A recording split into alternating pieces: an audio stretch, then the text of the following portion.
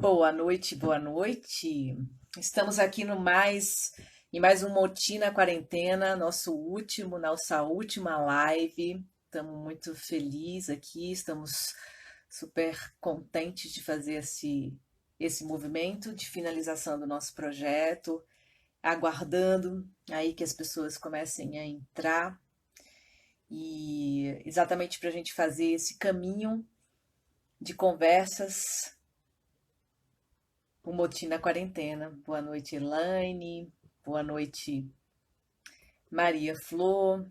Que alegria estarmos aqui juntos em mais um Motim na Quarentena e, na verdade, nosso último encontro desse projeto. Projeto que começou no iniciozinho de junho e estamos avançando para uma nova etapa aí das nossas pesquisas do Motim. Então, o Motim é um grupo de pesquisa e de extensão da UERJ, Universidade do Estado do Rio de Janeiro, e ele é um grupo que tem uma interlocução interinstitucional. Pois é, que triste, né, Flor? Que triste. Toda segunda e terça a gente tinha aqui esse encontro marcado às 8 horas para conversar. Boa noite, Gabi. Então, a gente exatamente vai para uma outra etapa aí das nossas pesquisas do Motim. Esse projeto é um projeto que se a gente tinha exatamente como objetivo que a gente fizesse essas lives, né, essas 17 lives, entre os meses de junho e julho, e tentando minimizar essas distâncias, né, do que a gente tem vivido aí com o isolamento social. E eu acho que a gente tem tido um bom, um bom caminho aqui nessas discussões, né? A gente acabou se fazendo companhia, o que é muito bom, né, nesse período.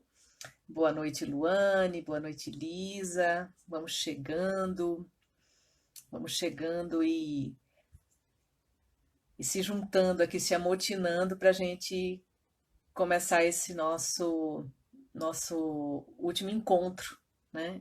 Essa última live. Então, a gente está super feliz de ter realizado aqui esse trabalho, né? Boa noite, Thaís. Da gente ter chegado nesse momento, né? De da gente ter terminado esse. Está terminando, né? Essas nossas lives. Boa noite, Simone. Que alegria você estar aqui com a gente nessa nossa última live do projeto Motim na Quarentena. Boa noite, Suzana. Então, para quem não conhece, o Motim é um grupo de pesquisa e extensão da UERJ, eu estava falando no início, e tem uma ligação com a UFRN e a UDESC, que são instituições que eu tenho vínculo, né? Eu sou professora Luciana Lira, estou vinculada fundamentalmente à UERJ, exatamente a universidade que eu tenho vínculo, né? Vínculo efetivo, e colaboro com dois programas de pós-graduação, além do PPGARTES, que é esse programa de pós-graduação em artes da UERJ. Então, eu colaboro também com a UDESC e colaboro também com a UFRN nos programas de artes cênicas e o programa de teatro, no caso da UDESC. E aí vou juntando um monte de gente legal, né, que vai trafegando, fazendo essa trama entre Nordeste, passando pelo Sudeste e indo até o Sul, né, em Florianópolis. Então, boa noite, Adriana, boa noite, Brisa, boa noite, Si. Que legal que vocês estão aqui para a gente conversar, né, nessa última live com Gabriela. E a gente está super feliz, né, por essa nossa última live, esse projeto finalizando também, né? Então a gente vai sempre que eu abro aqui a live, começo aqui a live, fico fazendo um pouquinho, uma hora para as pessoas começarem a chegar, né? Para a gente poder começar a conversar, né? Com a nossa, no caso hoje, nossa convidada. Né? O Motim na Quarentena é um projeto que começou em junho, né? E sempre com lives nas segundas e terças à noite, às 20 horas, e meio que substituiu um pouco as nossas reuniões semanais. A gente tem reuniões, geralmente reuniões semanais, geralmente às terças à tarde, e na verdade a gente vai voltar a ter essas reuniões a partir de agosto, né? Então, e também já fica o convite, no final eu vou fazer um novo convite, porque aí a gente vai ter mais gente aqui. Boa noite, Cléo.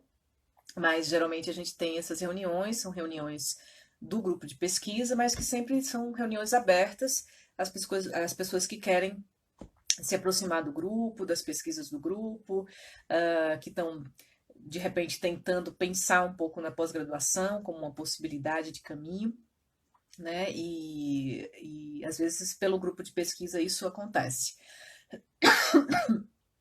Então a gente está super feliz de também ter feito essa abertura, né? Porque a live acabou sendo um espaço mais público, né, do grupo. A gente ano passado fez mostras públicas também, a gente inaugurou, né, com a peça, né, o trabalho, até que a Bárbara falou ontem um pouco, as amotinadas, né, a gente fez uma pequena apresentação na inauguração do Teatro Noel Rosa, que é um teatro que fica dentro, né, do complexo da UERJ, ali no Maracanã. Então a gente está super feliz também de ter as lives como possibilidade da gente se encontrar, né? Além das mostras, né, que a gente teve ano passado, das amotinadas, o grupo de pesquisa sempre, né, está se encontrando nas terças à tarde a partir de agosto, né? E quando a gente estava no movimento que era mais sem o isolamento social, né? Então a gente estava nesse movimento das terças à tarde se encontrar. E agora, com o isolamento, a gente foi uma das alternativas para a gente se aproximar e ao mesmo tempo ampliar as relações do grupo de pesquisa.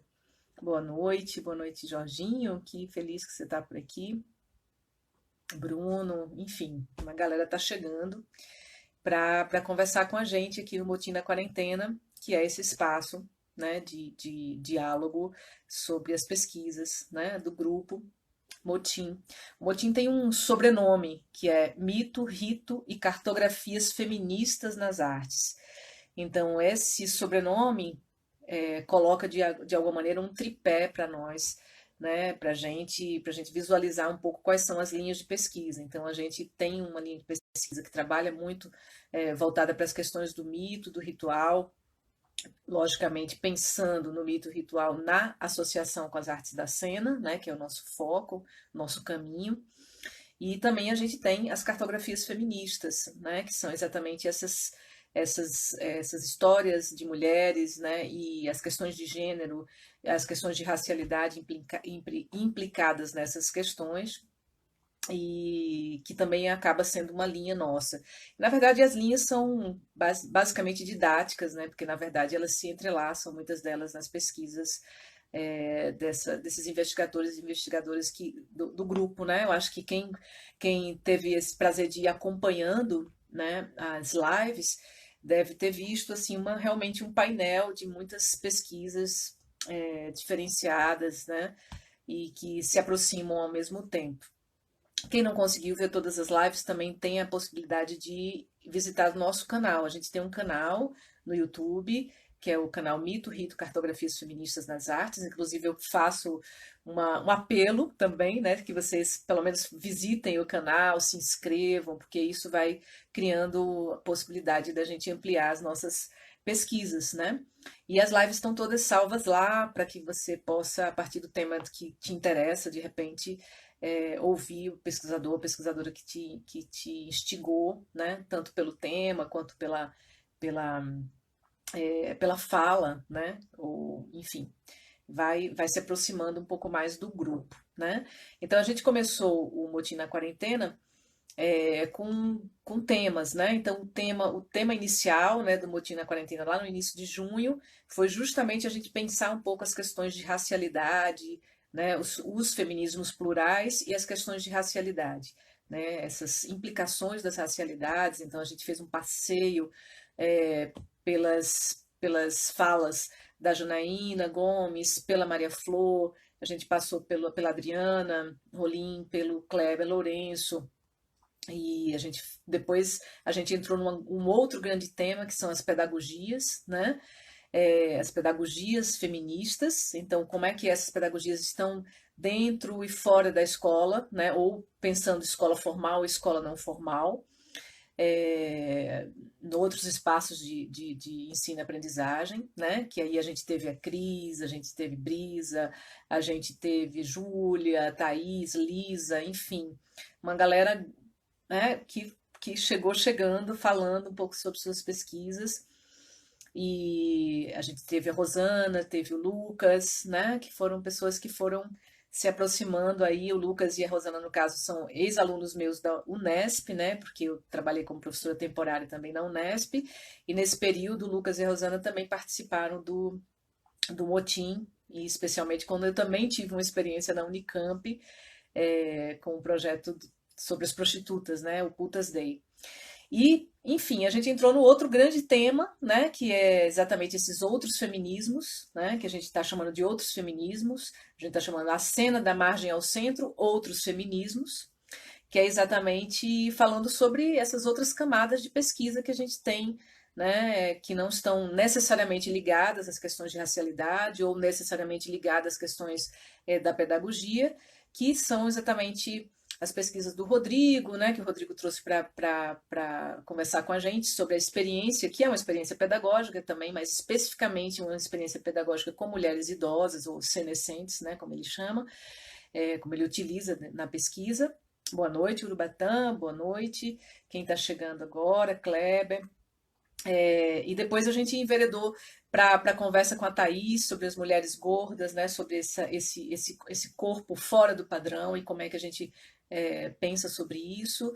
E depois a gente foi entrando com o João, Vitor Mulato, que vai discutir a questão de gênero, dançar o gênero, né, pensar um pouco sobre isso. O Bruno, né, que falou da cena ballroom no Rio de Janeiro e tentando também aproximar as questões de gênero.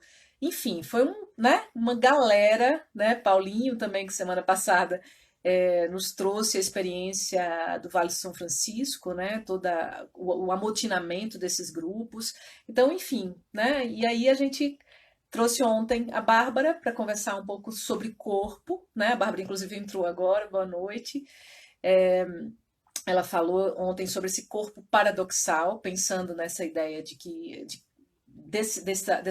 desse approach ou desse pensamento sobre corpo, que é um pensamento, inclusive, que está totalmente afinado com os pensamentos feministas e os pensamentos que a gente vem elaborando no Motim, que é esse corpo movente, esse corpo, né, que não é único, mas ele está sempre nesse entrelaçamento entre dentro e fora, enfim, foi uma conversa super legal, a de ontem. E hoje eu tenho certeza que a gente também vai ter uma conversa super bacana com a Gabriela. A Gabriela, ela vai trazer um tema para a gente que é um tema específico também, né? Um tema que a gente ela chamou de Mulheres em Deriva, o caminhar na cidade como ato estético-pedagógico. Né? Então, acho super legal a gente pensar um pouco sobre essas outras estratégias pedagógicas, né? De trabalho com as questões feministas, enfim. Então, essa experiência que a Gabriela Tauroco vai trazer para a gente agora. A Gabriela é artista brasileira, nascida em Porto Alegre, no Rio Grande do Sul. Desde 2018, ela reside no Rio de Janeiro. Está doutoranda, né, em artes no PPGartes, do UERJ, e ela fez mestrado em artes cênicas no PPGAC, na Universidade Federal do Rio Grande do Sul, né? E licenciada em teatro também na URGS. Então, ela fez toda uma trajetória, né, de graduação e mestrado no Sul, em Porto Alegre, e depois fez essa migração para o Rio de Janeiro. E a gente teve essa sorte de encontrar com a Gabriela quando ela começou a frequentar o Motim. Ela não era, então, minha orientanda, né? Atualmente ela é minha orientanda de doutorado, mas então ela não estava como orientanda, estava participando, fazendo uma disciplina comigo, e ela acabou, né, se chegando no Motim, foi chegando, e no fim de tudo ela acabou se integrando completamente ao grupo e é uma participante super ativa, enfim. É membro, né, do grupo Motim, vincula seu trabalho artístico com a formação de atores e o trabalho do sujeito sobre si mesmo, através de uma prática pedagógica transdisciplinar. Atualmente desenvolve trabalhos em arte, usando como suporte a cena, a fotografia, o vídeo, a performance e a escultura. Muito legal. Ontem a gente também discutiu, conversou bastante com Bárbara sobre esse entre-lugar, dança, teatro, né? Porque eu acho que também, estando na UERJ, eu tenho tido essa oportunidade de trabalhar com artistas de múltiplas linguagens, né? Porque a UERJ tem esse perfil, né? E não tem um perfil específico de teatro, ou dança, ou fotografia, mas acaba dentro da pós-graduação tendo essa possibilidade dessa multivocalidade de linguagens e modalidades de arte. Eu acho isso muito legal. Então, que bom que Gabriela veio para o UERJ e conseguiu fazer essa interlocução entre a formação inicial de teatro com essas outras formações. Então, eu vou chamar a Gabriela para a gente começar. Fui dando um tempo aqui, né, para as pessoas irem chegando e, e ela está chegando também aqui.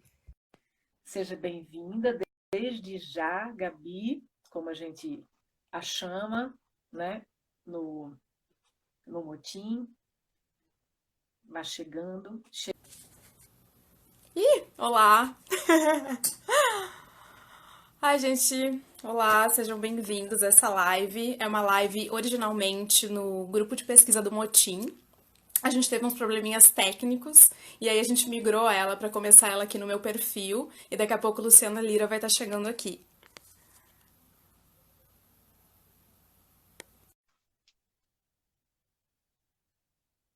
Isso, já convidei ela aqui, ela já vai entrar. Oi, Gabi. Ah, tudo faço agora. A gente já sabe amanhã como é que é. Tá bom, agora já sabe qual é o caminho para funcionar aqui. Aí foi a experiência que a gente teve com Thaís, né? Que deu também esse problema e tal, mas enfim, a gente resolve. Ninguém sabe qual foi o problema, na verdade.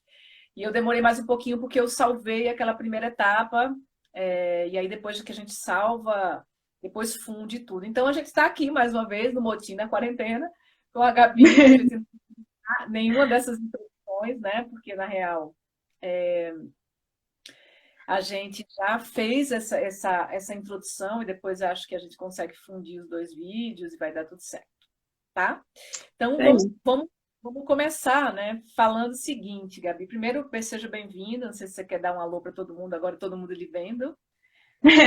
Só uma boa noite a todos e todas. Sejam todos bem-vindos e bem-vindas a essa conversa sobre deriva, pedagogias. Espero que esse diálogo possa ser interessante para todos vocês que estão aqui nos ouvindo. E vamos lá! Vamos lá, vamos lá. Então, é o seguinte. Então, como você vem acompanhando, né, já há um tempo, eu sempre venho fazendo uma introdução, né? Faço uma introdução, trago um pensamento, trago uma citação, justamente para a gente poder esquentar os tamborins para começar a conversa, né? E aí eu peguei exatamente um pensamento a partir de um artigo seu, né? O artigo que você produziu. Não sei se foi seu artigo ou algo que você produziu. A gente só falando de antemão que a gente também está produzindo o nosso livro, né? O livro do Motim. E o livro do Motim vai ser lançado no final do ano e vai ter um artigo seu também, né? Tem um artigo da Gabi e tal. Então, eu peguei exatamente uma citação da Paula Jacques, né? Que ela fala sobre deriva e pensa sobre a deriva. E enfim, eu vou falar um pouquinho sobre isso e depois vou começando a falar com você sobre os seus temas, enfim. Ela diz assim, a Paula Jacques: a embriaguez da errância não se dá mais tanto no perder-se na multidão, nem no deixar-se engolir por ela, mas na busca de confrontá-la, de provocá-la, ou melhor, de devorá-la. Então, a embriaguez da errância não está nem em se perder, nem em se deixar engolir, mas de confrontar e provocar. As deambulações seriam, então, errâncias vorazes, insaciáveis, provocadas tanto pelo fascínio do estranhamento do próprio cotidiano urbano, que, observado de outra forma, de mais perto ou de mais lentamente, se transforma em surreal, quanto também pela atração pelo que desaparece na transformação da própria cidade. Então, eu acho super legal isso, porque tem esse fascínio né, pelo esse estranhamento do próprio cotidiano urbano, mas, ao mesmo tempo, essa atração, né, junto, né, o estranhamento e atração pelo que se transforma na cidade. A cidade está sempre em transformação, né, no processo de transformação contínua. A gente falou um pouco ontem com Bárbara sobre corpo, né, que o corpo ele está fundamentalmente em transição contínua, em movimento contínuo, e pensando na cidade como corpo, né, cidade-corpo, corpo-cidade, a gente também está pensando num corpo que está se modificando a todo momento e que essas transformações, enfim, estão sendo elaboradas a todo momento. Aí, enfim, Gabi, vamos então começar, né, a partir desse preâmbulo. Como é que foi essa tua trajetória no teatro, assim, né? Porque, assim, errância, deriva, em princípio, são temas que não são próprios da área do teatro, que vêm de outros campos. E você tem uma formação em teatro, né? A gente viu lá na sua apresentação de que você tem uma formação em licenciatura em teatro, né? E um mestrado também na área do teatro, nas artes cênicas. Como é que foi você despontar para o ensino do teatro, essa tua trajetória? Fala um pouquinho para a gente. Falo. Então vamos lá. Primeiro só um comentário em relação a uma coisa, um devaneiozinho que surgiu, até pensando a partir da fala de ontem da Bárbara, né? Como a cidade como também um lugar de um corpo sem órgãos, né? Que vai se transmutando. Tem essa geografia concreta, do concreto, e tem essa andância dos corpos que vai transformando a cidade, que é toda essa filosofia que vai estar dentro dos estudos sobre deriva, que a gente vai chegar nele mais à frente. Então tá. Para responder isso, eu vou fazer uma viagenzinha, né, ao longo da fala, eu vou fazer várias viagenzinhas para a gente ir se acompanhando, para vocês irem acompanhando esse meu percurso de pensar até chegar nesse lugar da deriva. Antes de me dizer atriz, eu me disse professora. Porque, essa coisa da pedagogia, que até está no título dessa live, na estética pedagógica, é muito importante para mim, isso é muito caro para mim. Porque eu tenho, né, nas várias memórias da minha formação básica, em que eu me coloquei questionando sobre esse formato de aula, o formato de professor. Eu percebia que com alguns professores aumentavam a minha capacidade de potência, e com outros eu me mantinha inércia, esse lugar do saber, né? Com alguns eu desdobrava saberes e com outros nem tanto. E aí, nesses momentos, eu me vejo exercendo uma crítica educacional como aluna, né? E são essas memórias como aluna que vão alimentar a professora Gabriela, que vai se encontrar dentro desse curso de licenciatura em teatro. E aí eu pensando sobre essa relação da pedagogia, do que eu observava como aluna, e depois essas reflexões que são posteriores ao meu ingresso na universidade, eu até trouxe aqui para falar para vocês que eu observava 3 tipos de epistemologia, que é uma epistemologia diretiva, não diretiva e relacional. E isso está nos estudos de Piaget. E aí a minha primeira leitura de Piaget vem a partir de Fernando Becker, que é um professor da Faculdade de Educação aqui da Universidade Federal do Rio Grande do Sul, aqui porque eu estou em Porto Alegre nesse momento, em que ele vai falar o seguinte, o Becker falando a partir de Piaget. A epistemologia diretiva é essa ideia desse professor, que é o detentor do saber, e o aluno é essa tábula rasa, essa pessoa, essa folha em branco, em que eu, professor, vou transmitir um conhecimento para esse aluno. Essa é a ideia diretiva. Então, de A, que tem tudo, passa para B, que tem nada. A não diretiva, ela é um pouquinho mais... Ela causa uma certa mais confusão, assim, até em mim causa certa confusão, porque a não diretiva, ela vai assumir que o aluno, que a criança, que o sujeito, né? As pessoas, elas nascem com bases assimilatórias e que, por isso, ela já tem a capacidade de aprender tudo. Só que ela acaba resumindo o papel do professor a um lugar de escanteio em que acaba não se relacionando com esse aluno e criando, possibilitando as bases assimilatórias para que essa criança, esse indivíduo, se desenvolva, né?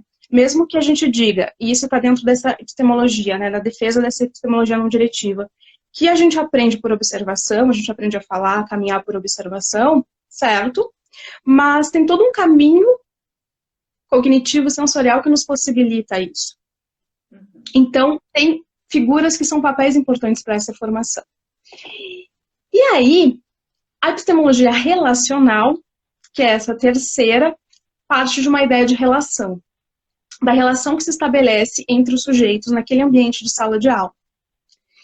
E aí esse caráter relacional, né, A e B estão em total campo de hierarquia, não tem hierarquia entre ambos, em que A e B estão perguntando e respondendo, e estão criando juntos esses conhecimentos, esses saberes.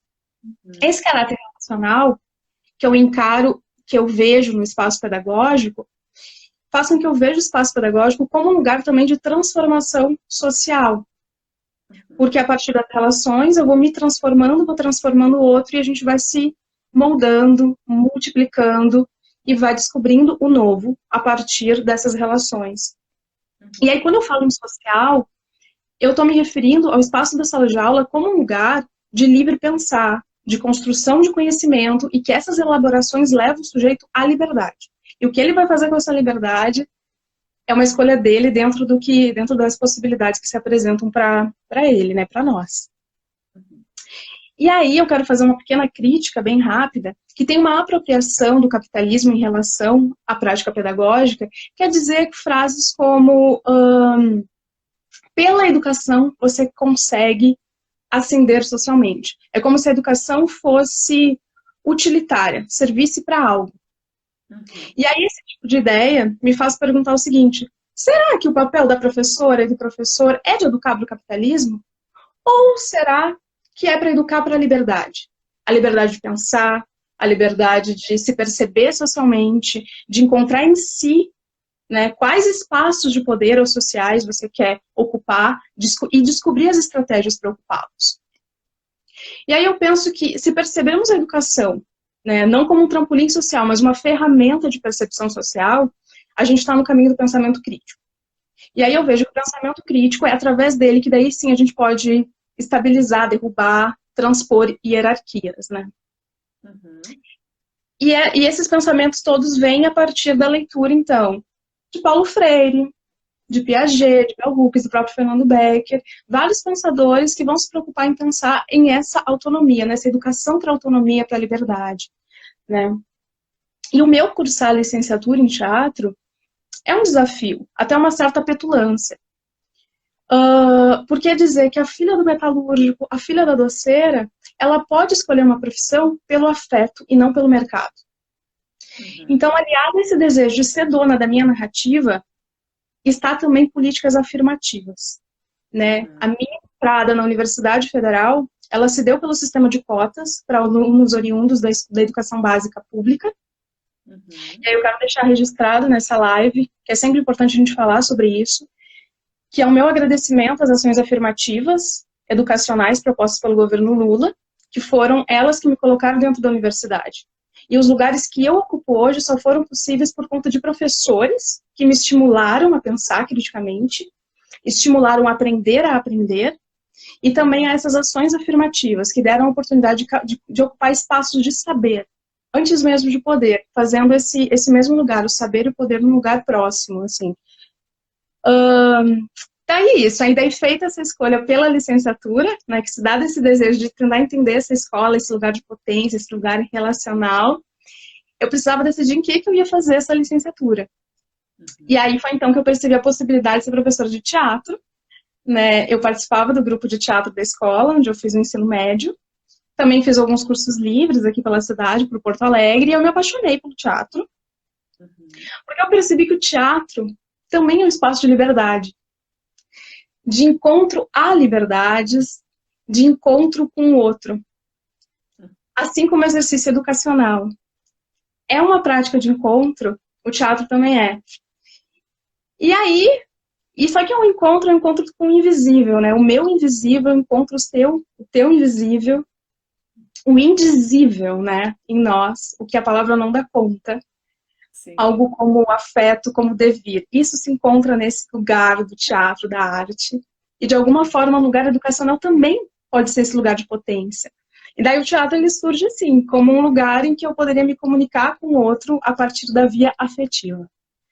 E a minha escolha pela arte, então, é uma escolha pelo afeto, sabe? De construir uma poética que possibilita que os sujeitos se encontrem na mais desvelada humanidade. Então, assim, esse preâmbulo, né, falando sobre esse meu lugar de encontro ao teatro e à licenciatura, então parte disso, de uma observação de uma prática pedagógica, de uma observação de onde eu poderia operar em liberdade com o meu corpo, e aí eu escolho fazer o teatro, a licenciatura em teatro, e a deriva ela só vai chegar um pouco muito mais à frente.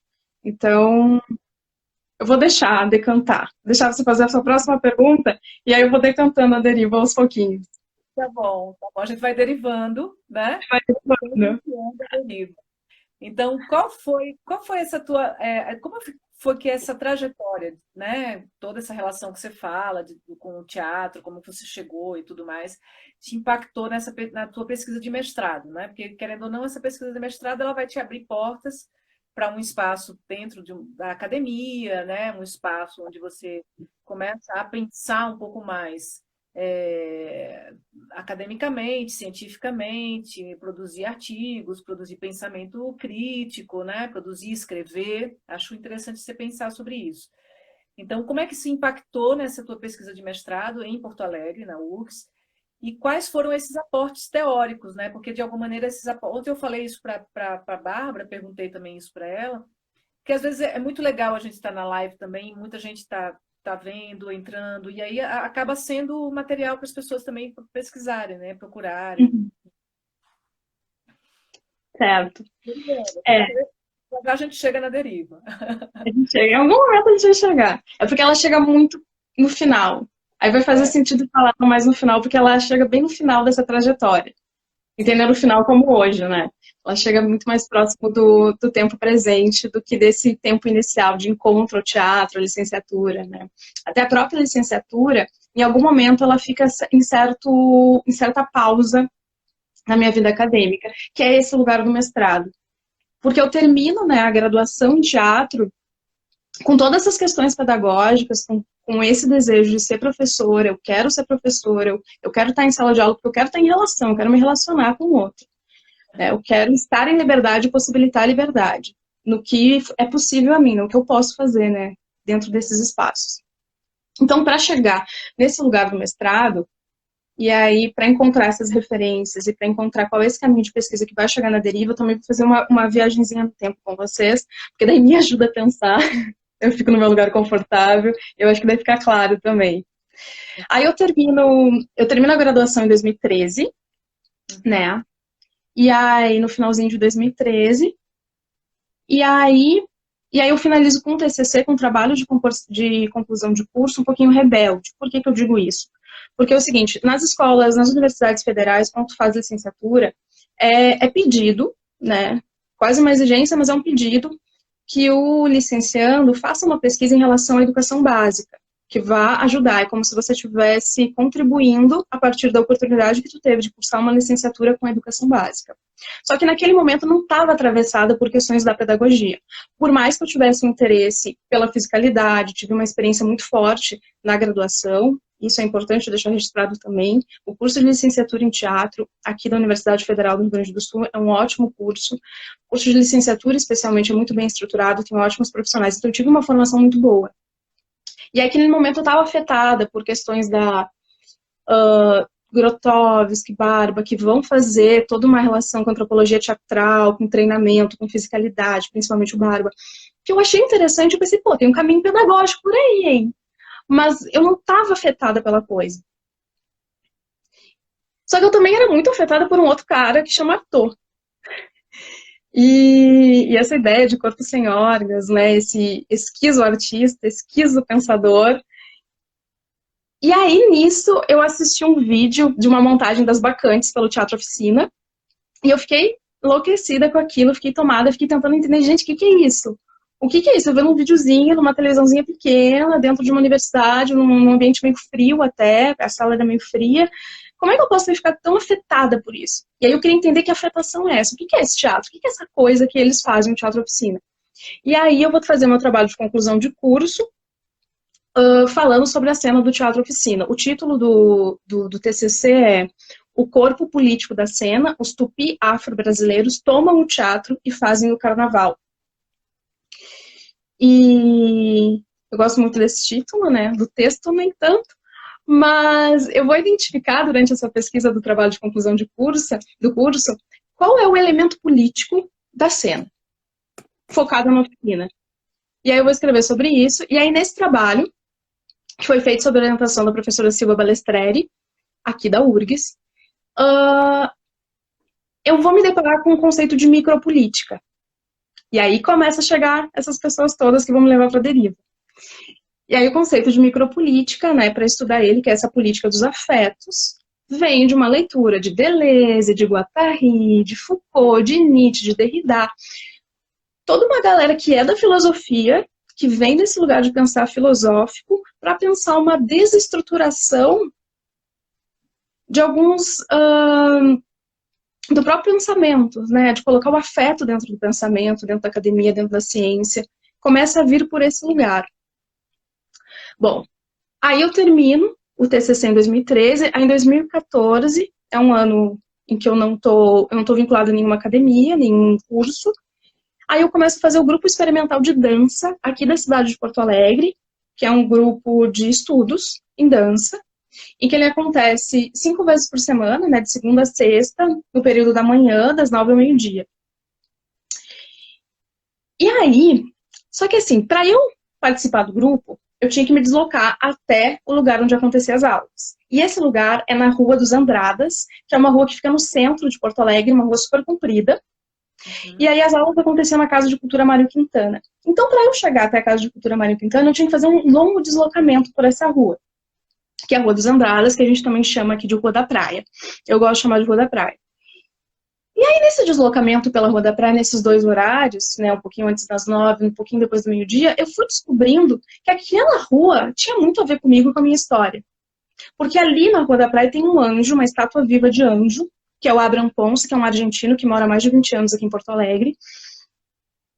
Então, há quase 20 anos, ele trabalha como estátua viva na Rua da Praia. Então, eu cresci vendo esse cara trabalhando ali naquela rua.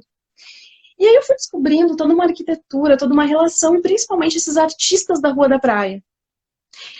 E aquilo me afetava positivamente. Eu vinha de um processo de cura, né, de uma doença emocional, e aquele encontro com aquela Rua da Praia, com aqueles artistas, me afetava. E aí eu fui descobrindo, ao longo desse caminhar, qual seria o meu objeto de pesquisa. O que eu queria pesquisar. Então, da mesma forma que o TCC ele vem de uma afetação, o mestrado também vem de uma afetação. Não vem de um caminho lógico e racional. A Gabriela, pedagoga, vai pesquisar. Não, é uma coisa, é um devir que eu precisava dar caminho da passagem.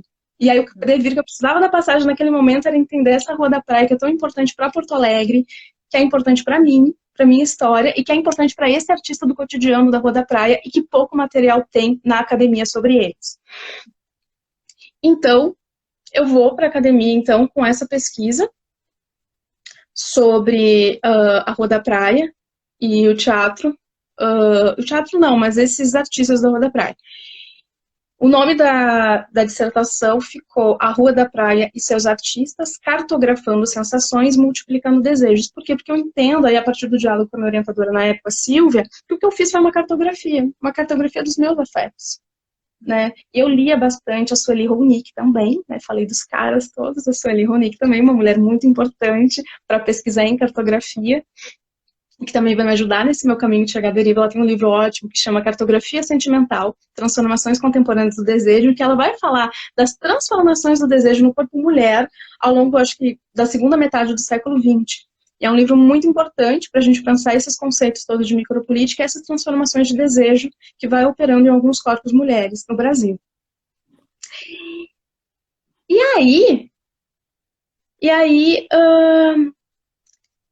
aí quando você me pergunta qual o arcabouço teórico, né? Qual que é a teoria por trás de tudo isso? Aí eu só tenho uma resposta que é, eu inventei. Foi uma invenção, porque durante a pesquisa do mestrado, eu não encontrei pesquisas e livros que falassem diretamente sobre essa arte do artista de rua, do artista do cotidiano, do artista da Rua da Praia. Apesar de ter conceitos muito potentes dentro dos estudos sobre teatro de rua, tem um conceito que está em muitos livros, que muitos pesquisadores, talvez 80% dos pesquisadores brasileiros e latino-americanos que pesquisam teatro de rua usam, que é teatro de invasão, que é de um pesquisador que chama André Carreira. É um conceito ótimo, Eu adoro essa ideia de um teatro que invade a cidade, porque tem uma invasão, só que uma invasão relacional também. Daí quem tiver interesse, né, se aprofundar um pouquinho mais sobre o conceito, fica a dica aí. Mas não dá conta. Porque esse artista do cotidiano, ele não está invadindo a rua. Ele é a Rua da Praia. Ele se constrói enquanto rua, enquanto acontecimento naquele lugar. Então é outra coisa. Daí eu fui inventando, aí nessa invenção eu fui até nas teorias das redes, né, rizoma, estava lendo Deleuze, rizoma, né, quem sabe, por aí e tal. E aí eu fui na filosofia, eu fui no urbanismo, aí no urbanismo começo a ler cartografia, vou falar de De Vir, vou chegar nesses nomes todos que eu vou falar daqui a pouquinho. Fui na antropologia para tentar encontrar esse aporte teórico. Mas o que eu tive que fazer foi uma invenção a partir dessas leituras todas, porque é uma pesquisa em arte, uma pesquisa em teatro. Eu não tenho preocupações de filosofia, nem de urbanismo, nem de antropologia. Eu tenho preocupações em teatro. E é isso que eu quero dar conta. E aí eu cheguei, daí, ao homem comum, que é uma ideia que está no Michel de Certeau, e ao ator cidadão, que vem de uma fala do Amir Haddad. O Amir Haddad, que é diretor do Grupo Tá na Rua, no Rio de Janeiro, que é para falar desse artista de rua do cotidiano, né? Que é esse homem comum, esse homem da rua, esse homem do cotidiano, essa pessoa que se levanta de manhã, pega suas coisas, pega um ônibus, vai até a Rua da Praia, toca seu instrumento, se pinta de prateado. Essas pessoas todas que estão no nosso cotidiano, que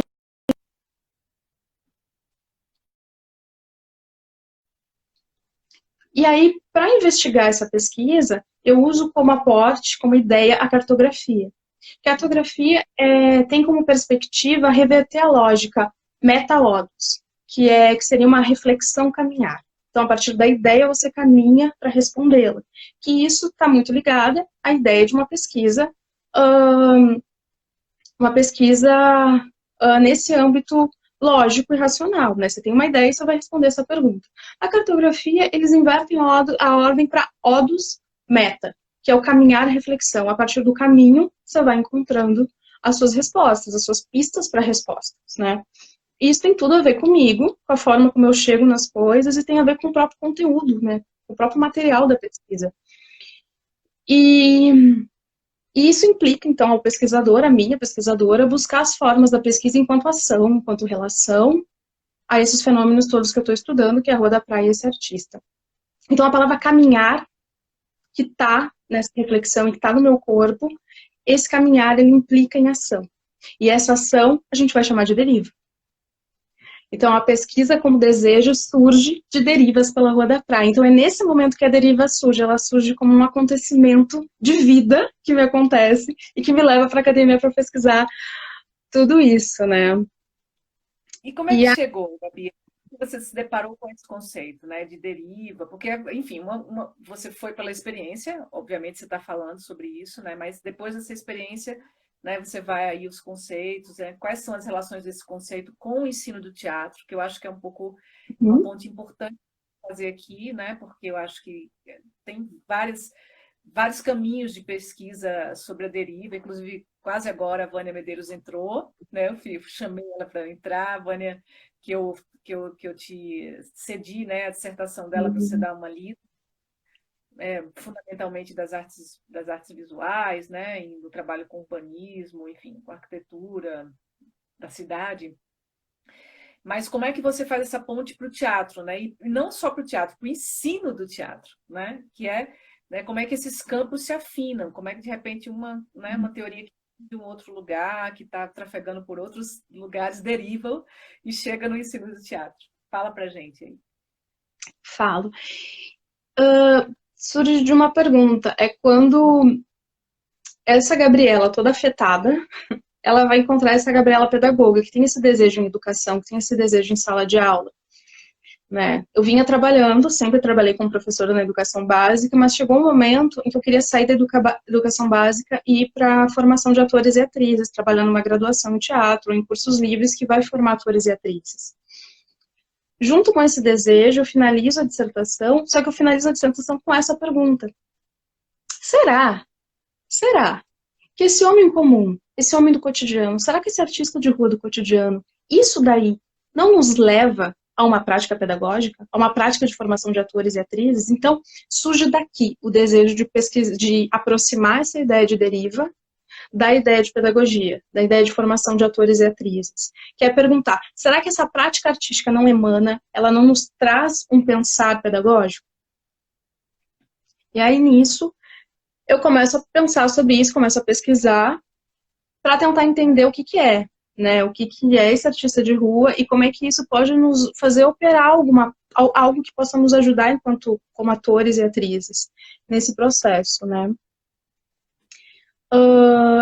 E aí, então, e aí o primeiro passo, a primeira coisa que eu faço é observar alguns artistas que usaram da deriva como dispositivo para criação. Aí eu vou citar um exemplo que é o Teatro da Vertigem. O Teatro da Vertigem, um teatro importante, né? Principalmente por essa relação que ele tem com o espaço também é um dado importante para mim. Não vou falar muito dele aqui agora, não vai dar tempo, mas enfim. Ele tem um espetáculo que chama Bom Retiro, 958 metros. Como dispositivo, como metodologia para a criação desse espetáculo, eles usaram deriva, né? Porque é um espetáculo que acontece e é sobre um bairro de São Paulo, o bairro de Bom Retiro. Então, eles usaram a deriva como dispositivo para conhecer esse bairro, para entender a lógica desse bairro. Porque o que a deriva prevê? Prevê que essa fala inicial que a Luciana fez, né, da Paula Jacques, que é você aciona estados perceptivos que no dia a dia do cotidiano talvez passe desapercebido. Então, você pensando a partir da deriva, agindo em deriva, te leva a um pensar em deriva que pode fazer você encontrar uma coisa nova que você não está vendo. E essa coisa nova pode ser uma criação. Então, eu observo artistas que usam da deriva como dispositivo para a criação cênica. Também tem artistas daí ligados às artes visuais, que também caminham, né? Tem uma mulher que eu acho muito interessante, que é a Sophie Calle, que ela vai seguir pessoas na rua. Então, o dispositivo de deriva dela é seguir pessoas. Porque a deriva é isso, é você caminhar a deriva na rua, mas também você pode ter alguns dispositivos para esse caminhar. Né? Algumas regrinhas, alguns desejos, alguma provocação, não é regra, é uma provocação para esse caminhar. E naquele momento de um estado, estou caminhando na rua, achei aquele cara interessante, vou seguir ele. Foi isso que aconteceu com a Sophie Calle.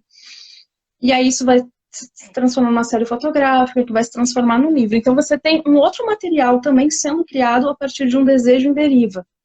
Então, bom, se a deriva pode funcionar para a criação e de alguma forma eu percebo essa ideia de relação com a cidade nas obras desses artistas, isso também pode emanar algum tipo de formação para os atores e para as atrizes, né? Aí o meu segundo momento de pensar sobre isso, eu vou dialogar com um grupo de vanguarda, que é internacional situacionista, que foi fundado em 1958, na França, por alguns artistas, filósofos, pessoas com áreas afins, assim, que eles estavam criticando o capitalismo, criticando principalmente a forma como as cidades estavam sendo tomadas pelo capital. E aí o movimento ele propunha o caminhar da cidade, né, como uma prática de criação de situações, que a partir das situações você vai criar a cidade pela via afetiva. E aí tem um termo que eles usam, né, que eu não tenho certeza se é uma criação deles, mas eu acho que é a psicogeografia, que é essa ideia, que você aciona estados perceptivos a partir dessa geografia espacial que você vai vivendo enquanto caminhante e você vai acionando também enquanto caminhante, porque você cria a sua geografia também do espaço. E aí eu separei uma fala do Guy Debord, que é um dos nomes importantes da deriva, quer dizer, um dos fundadores, assim, desse movimento, que ele vai dizer o seguinte, ó, a psicogeografia pode determinar o estudo das leis precisas e efeitos específicos do ambiente geográfico, organizado, conscientemente ou não, nas emoções e no comportamento dos indivíduos. O adjetivo psicogeográfico, sendo agradavelmente vago, pode assim ser aplicado aos achados resultantes desse tipo de investigação, a sua influência nos sentimentos humanos e, ainda mais genericamente, a qualquer situação ou comportamento que pareça refletir o mesmo espírito de descoberta, né? E aí a psicogeografia, ela surge também com essa ideia de jogo, o jogo psicogeográfico. é algo que você se relaciona com a cidade a partir de dispositivos mesmo, né? O jogo é um dispositivo, né? E o jogo, ele é algo que a gente usa dentro do nosso trabalho de formação em teatro, porque é o jogo, a gente tem os jogos teatrais, né? Viola e Spoli, que a partir do jogo a gente cria também relações. Principalmente o jogo está muito associado com a ideia de você trabalhar a relação com o outro, esse estado de presença, esse estado perceptivo, esse estado de prontidão. Então, se o jogo também é algo muito importante dentro dos estudos teatrais, será que esse jogo psicogeográfico também não poderia ser interessante para esse estado de atenção, de relação, principalmente o estado de relação no trabalho de atores e atrizes? Porque são dois trabalhos, né? Tem um trabalho que é individual, que é um trabalho mais técnico, que você vai desenvolver a sua capacidade de expressão, você vai trabalhar a sua corporeidade, e tem um trabalho relacional, que é como você vai relacionar isso com o outro, né? Que é o trabalho da cena, que é o trabalho que vai para a cena. Aí você me pergunta, como é que isso surge como uma ideia de pedagogia, né? Eu ainda não tenho essa resposta, porque essa pergunta é o dilema também, mais que uma pergunta, é um dilema, uma provocação, uma ansiedade da pesquisa do doutorado. E aí eu trouxe até para vocês aqui umas perguntas, umas hipóteses, uns devaneios, que é a seguinte: o que o caminhar na cidade provoca no corpo do caminhante? Que essa é a principal pergunta também, porque o que vai provocar no corpo do caminhante é a nossa pista para a resposta para entender o que isso vai contribuir na formação de atores e atrizes. 2. Quais estados perceptivos o caminhar na cidade gera nos corpos? Então, que percepção eu tenho do meu corpo em relação à cidade, da cidade como corpo, e como isso pode contribuir no trabalho cênico? Como as atrizes, ou atores, elaboram o seu arcabouço técnico a partir da caminhada? Então, depois, como é que esse ator, essa atriz, vai elaborar tudo isso que ele vivenciou dentro desse trabalho de deriva? E o 4 é, a deriva seria uma prática que corrobora com a ideia de para-teatral em Grotowski, né? Porque o Grotowski vai ter um momento na trajetória dele em que ele vai dizer que ele não faz teatro, mas para teatro, e aí vai contaminar a sua prática a partir dessa ideia. Não vou me aprofundar muito nisso, primeiro porque eu não estou profunda nisso ainda, porque eu tenho até medo de falar isso, é uma pergunta que eu tenho medo de dizer ela publicamente, mas fica a provocação, quem quiser pensar junto comigo, quem quiser mandar dica, conversar sobre isso, por favor. Então, eu parto de uma hipótese afirmativa, eu acho que ajuda, né? Por já ter dado aula também de teatro, eu tive uma experiência de estágio em que eu trabalhei com um grupo de alunos, alguns jogos dentro da sala, alguns jogos na rua e depois jogos psicogeográficos, e aí a gente dialogou como isso trabalhava a percepção deles, e aí eu tenho um material, um esquema, para entender como é que isso pode funcionar, esse estado perceptivo relacional, assim. E... tá. Mais ou menos por aí, assim, eu anotei algumas coisas. Deixa essa pergunta. Bom, porque você dentro do teu grande tema, né, do teu título, né, para a fala de hoje, você fala também dessa possibilidade, você recorta isso para mulheres que caminham, né, mulheres em deriva, né? Então, é um recorte, né? É um recorte aí que a gente que tem tudo a ver com o motim, né? A gente vem trabalhando com essas perspectivas ligadas aos feminismos, às questões de gênero, feminismo, racialidade, tudo que está implicado a essa questão, né? E aí eu queria saber exatamente isso, foi um pouco a conversa que eu tive com a Bárbara também ontem, como é que os feminismos te ajudam a pensar esse tema, né?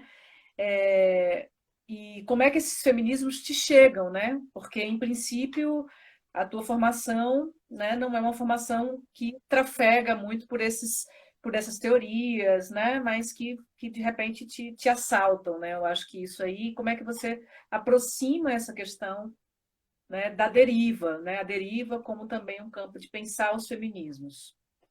Certo.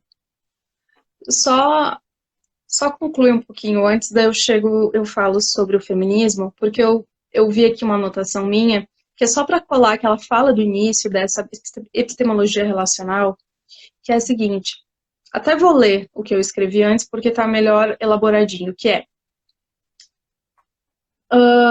Se a gente tem, né, nessa epistemologia relacional, a gente parte do pressuposto que uma mesma pergunta pode gerar várias respostas, e a partir das respostas, novas perguntas, que vão gerar novas respostas. Isso também se dá na formação de atores e atrizes, né? A gente não tem uma resposta oficial que vai funcionar no trabalho atorial. A gente tem pistas, a gente tem um caminho histórico, a gente tem pessoas que vieram antes da gente, que trouxeram saberes e possibilidades, em que a gente vai usando de tudo isso para tentar entender como é que isso pode nos ajudar na nossa formação, né? Então, ao longo da história do teatro, vários nomes se destacaram ao proporem práticas que visam a formação de atrizes. E é importante que passamos por esses lugares técnicos na elaboração do nosso métier.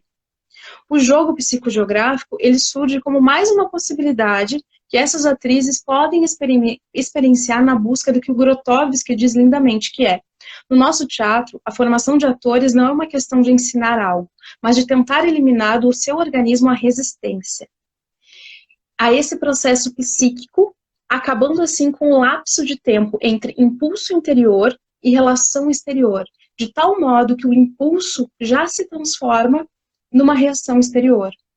E essa é a minha pergunta. A deriva pode auxiliar as atrizes nesse processo de diminuir esse impulso? Será que esse estado da psicogeografia, estado psicogeográfico da deriva, pode nos ajudar a diminuir esse tempo em que a nossa ação já seja o acontecimento da relação com o outro? Enfim, essa é a pergunta que está me martirizando. Então, os feminismos, né? Como é que eles chegam para mim? Ao longo da minha construção mulher, né, eu me vi subjugada a todo momento, principalmente pela minha aparência, porque eu sempre fui a criança gorda. E aí é como se eu tivesse uma falta em relação às outras mulheres das capas de revista, a sociedade, nasci com falta. E em algum momento, né, essas sensações, elas deixaram de ser pessoais, quer dizer, continuam pessoais, mas elas deixaram desse lugar de pessoal. É algo muito parecido com o que a Bárbara falou ontem. Porque eu comecei a perceber que elas eram sociais, porque não era só eu. Todas as mulheres, elas também tinham esse sentimento de dominação em relação à aparência, né? E aí tem um livro que chama O Mito da Beleza, que é da Naomi Wolf, em que ela vai falar que a beleza é uma das estratégias de castramento do corpo mulher. E aí, né, com as redes sociais, tudo fica num âmbito mais... Tudo que estava no âmbito do privado começa a se tornar público. Então, as minhas questões que eram privadas, eu lá comigo mesma, eu acabo expondo isso no ambiente público, né? Não só eu, todo mundo. Então, eu começo a ler outras mulheres, esses outros relatos. E aí eu vou vendo que a natureza do corpo mulher é pública, e que as minhas questões são públicas também, não são só minhas. E aí começa essa partilha de depoimentos, de como que o machismo funciona, nos castrando, nos matando, nos impossibilitando como potência. Então o feminismo, ele surge dessa visualização, né? Que o que me castrava, castra outras mulheres. Então há um problema que é da ordem coletiva, que é da ordem política, né? E aí tem um acontecimento marcante, que é quando eu começo a me ver e quando eu percebo a importância de ser feminista, que é o seguinte, que para mim foi a gota d'água, assim, que foi o caminhamento para a discussão do Estatuto do Nascituro. Não sei se vocês estão lembrados o que é isso, porque isso já está tramitando há muitos anos, que é um projeto que está em discussão há quase 15 anos, que prevê a criminalização do aborto em qualquer situação, que diz que o feto tem direito à vida, independente do desejo do corpo que o gera. O mais cruel no texto é a forma como os direitos paternos ao feto, fruto de estupro, porque dentro desse estatuto vai dizer o seguinte: olha só, tu foi violentado? Esse cara que te violentou, ele tem direito a ser pai dessa criança, entende? Ele também tem um laço afetivo com isso. E isso é muito cruel. Quando eu li isso dentro do estatuto, eu achei de uma crueldade, de uma barbárie com o meu corpo, de uma barbárie com o corpo de todas as mulheres. Porque não é uma questão não é só uma questão da legalização do aborto, porque isso é uma questão importante que a gente tem que discutir, mas é como que um texto legitima o poder dos homens sobre o meu corpo, de subjugar o meu corpo, de matar o meu corpo, de estuprar o meu corpo, de invadir o meu corpo, e ainda dão a esses homens o direito de ser pai do fruto dessa violência, e não me dão o direito de opinar sobre isso. É como a vida de um feto que tenha um pai que seja mais importante do que uma mulher que foi subjugada. Então, nesse momento, eu começo a perceber, não, eu acho que é necessário se dizer feminista, porque isso é uma questão de conduta política. Se a gente tem um país que está dizendo isso, está legitimando isso dentro de um congresso, então ser feminista é necessário, é essencial, é político. Aí fiquei indignada com isso e continuo em votação. 2019 foi para votação, vai ser votado agora em 2020, está parado, porque está meio parado as coisas por causa da pandemia, mas ainda está rolando isso, está rolando essa violência contra a gente. E aí, então o feminismo surge desse lugar de revolta, surge desse lugar de entender que tem uma questão que é coletiva entre todas nós mulheres, que a gente precisa dar conta, que a gente precisa enfrentar, e tem que enfrentar um mal que é legitimado, que é essa história do machismo estrutural, né? Então o feminismo surge desse lugar. Na pesquisa, surge da concretude de ser uma mulher caminhando no espaço público. Durante muito tempo, o espaço da mulher foi condicionado à casa, ao espaço privado, e eu sou uma mulher que eu quero ir para a rua, eu quero me libertar, né? Ao longo dessa 1 hora de fala, eu falei muito de liberdade, de se relacionar com o outro, de ir para fora. Então, eu tenho um desejo de fora, e desejar o fora é um desejo feminista, porque é um desejo de você sair desse lugar que querem te condicionar, querem te colocar, e ir para esse lugar que é um lugar de risco, é um lugar de violência, é um lugar duro, é um lugar bruto, é um lugar atravessado, mas também é um lugar cheio de potência, de possibilidade, de mágica, de possibilidade de encontro, de afeto, enfim. E aí esse feminismo dentro da pesquisa, no mestrado eu percebi que a grande maioria dos artistas de rua são homens. Então esse espaço da rua acaba sendo majoritariamente masculino ainda. E aí, como prática, o que eu fiz foi, numa parte da dissertação, que é uma parte até mais teórica, eu só usei teóricas mulheres. Usei várias urbanistas, várias mulheres para falar sobre direito à cidade, sobre espaço público, e aí eu faço toda uma conversa com elas, entra a irmã da Sueli Roni, que é urbanista, entra a Vera Palamin, e várias outras mulheres, a Paula Jacques está nesse capítulo. Então eu penso, não, então tem que colocar um corpo mulher ali, um corpo mulher pensante, que também está pensando na rua, sabe? Ela está ocupando a rua também, mas por outros lugares. E é isso, é um grito de existência, assim, né? Acho que é meio por aí, Lu. Fala um pouco como é que foi essa entrada no motim, como é que essa coisa aconteceu e se isso te influenciou, né, nesse movimento de pensar a pesquisa num recorte mais feminista. Isso não, né? Se você puder falar um pouquinho sobre isso, a gente também já está fechando. Tá. Foi no motim que eu descobri, na verdade, isso eu descobri no motim, que eu sou mulher, né, caminhando na rua, e que tem um recorte de gênero aí, porque, bom, né, você falou que eu saio desse trânsito de sair de Porto Alegre, que é o meu lugar afetivo, familiar, meu lugar de segurança, porque eu sei como caminhar na rua, caminho em Porto Alegre desde criança, e sei me deslocar e também sei me perder em Porto Alegre, porque é esse lugar do lar. Agora, Rio de Janeiro é outra coisa. É uma cidade totalmente diferente de Porto Alegre. A arquitetura é diferente. O formato como as ruas, como ela foi planejada. Ela não foi planejada, né? Mas a forma como ela foi distribuída, como ela se distribuiu no seu movimento, é muito diferente. E eu percebi que tinham zonas de muito risco para o meu corpo. E aí eu percebi, poxa, como é que eu vou fazer uma pesquisa sobre deriva numa cidade que me dá tanto medo? E me dá medo porque eu sou mulher. Só me dá medo porque eu sou mulher. Porque eu tenho medo de ser violentada, eu tenho medo de ser agredida. Os olhares do entorno para o meu corpo são olhares que me colocam com medo, porque parece que é isso, meu corpo é público, você pode me afetar, então como é que eu vou me perder nessa cidade? E aí eu entendi, bom, se eu quero pesquisar, fazer essa pesquisa no Rio de Janeiro, eu vou me colocar em risco dobrado. E aí eu preciso falar disso, eu preciso dar conta de falar disso. Então, no motim, a gente começa a falar sobre essas questões de gênero, a gente começa a problematizar essas questões. E aí eu começo a perceber a importância de trazer um corpo muito maior dessa mulher para dentro dessa pesquisa. E eu acredito que ela vai ser tomada por tudo isso, né? Primeiro, por esse referencial teórico de mulheres e por essa necessidade de problematizar essa questão, que ainda é uma questão muito, muito, muito difícil para nós, que é essa relação com o público, essa relação com a rua.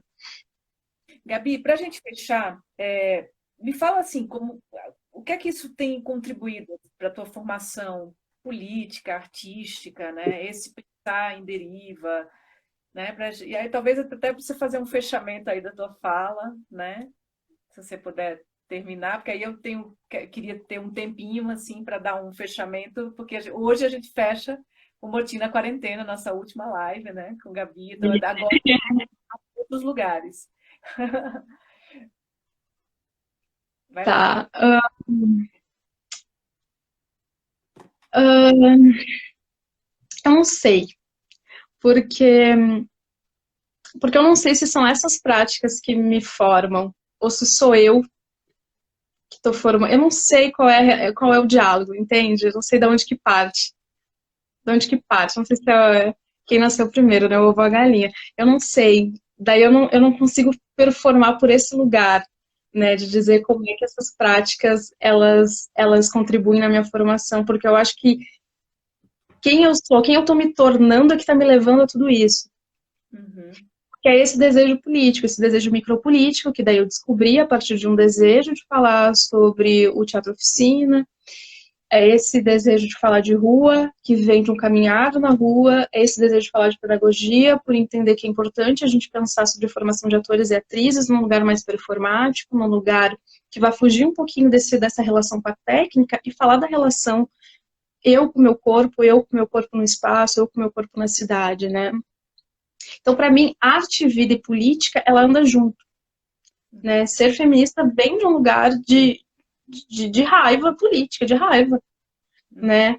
Pesquisar a cidade e dizer, olha aqui, ó, eu sou livre e eu vou pra rua com o meu corpo, né? E ser professor é uma postura política, ser artista é uma postura política, então é meio que imbricado as coisas, né? Então, um tá dentro do outro. E é meio isso, até as minhas escolhas acabam sendo por esse lugar, né?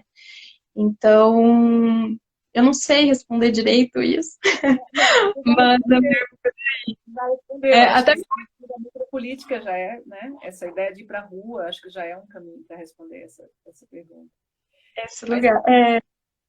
Eu quero convidar vocês a isso, a conversar, né? Quem quiser conversar comigo, falar sobre todas essas coisas, se citou alguma coisa, por favor, mandem mensagem, mandem direct, vamos conversar, vamos trocar ideia, porque é isso, eu tô no meio do processo, né?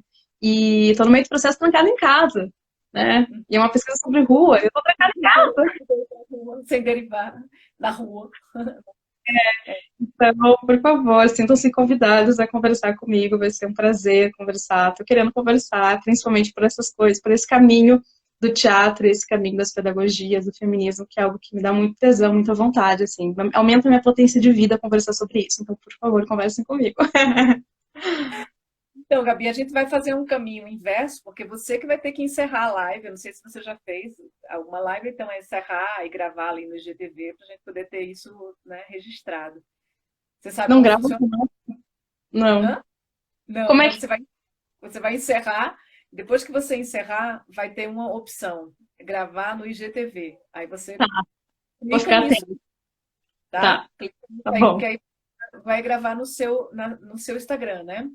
Porque Tá, quem entrou coisa, só para explicar, né? A gente teve um problema de conexão e aí a gente inverteu. E aí a Gabi me chamou, enfim. E geralmente sou eu que encerro. Eu até estou preocupada, assim, porque eu não sei exatamente quanto tempo a gente tem, porque é você que está aí regendo o tempo, na verdade. Eu acho que sei a gente onde tem, tá.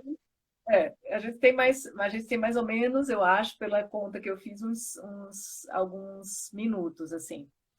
Mas aí você vai poder encerrar, porque na verdade também a gente já avançou muito, né? Porque a gente, enfim, a gente saiu de uma live para outra, enfim, aconteceu isso, né? Mas, enfim, né? Para a gente fechar, primeiro, né, te agradecer por presença nessa conversa. Eu acho que foi uma conversa super bacana. Eu acho que para a gente, né, para mim, para você também, porque depois você vai se escutar e muita gente vai te escutar e talvez as pessoas te procurem para conversar um pouco mais sobre isso. Agradecer a presença das pessoas que vêm acompanhando o Motim na Quarentena, né? Amigos, amigas que estão chegando, não só as pessoas que estão participando, né, do Motim há muito tempo, mas também pessoas que foram se agregando a esse nosso movimento, né? Que foi um movimento que foi uma ideia que surgiu a partir dessa história desse isolamento, né? Porque, em princípio, os nossos encontros acontecem na terça-feira à tarde na UERJ, né? Apesar de eu orientar também pessoas na UDESC, orientar pessoas na UFRN, então a gente tinha essas reuniões que eram bem localizadas ali pessoalmente, né, com as pessoas ali no movimento. Mas isso, eu acho que esse processo viabilizou uma coisa muito legal, né? Porque, primeiro, aproximou todo mundo do motim, né? Gente da UDESC, gente da UFRN, gente da UERJ. Então, todo mundo se misturou um pouco, se escutando. Isso foi eu acho que um motivo bacana, né, desse projeto. E mais do que isso também, essa coisa da gente abrir o Motim, que é um grupo de pesquisa dentro da universidade, né, que tem vínculo com outras universidades e que muitas vezes não tem relação com a comunidade, né, com pessoas que não conhecem o que é que a gente está pesquisando, o que é que a gente está fazendo, quais são os temas. Então, foi um jeito das pessoas irem se aproximando também do nosso trabalho, né? O Motim é um pouco para isso e você faz parte disso.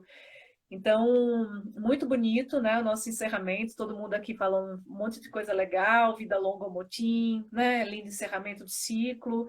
Esse projeto surgiu justamente para a gente se aproximar, o Motim na quarentena. A gente foram 2 meses, né? De encontros de segundas e terças, às 20 horas. De muita conversa, né, sobre as pesquisas e andamento das coisas todas.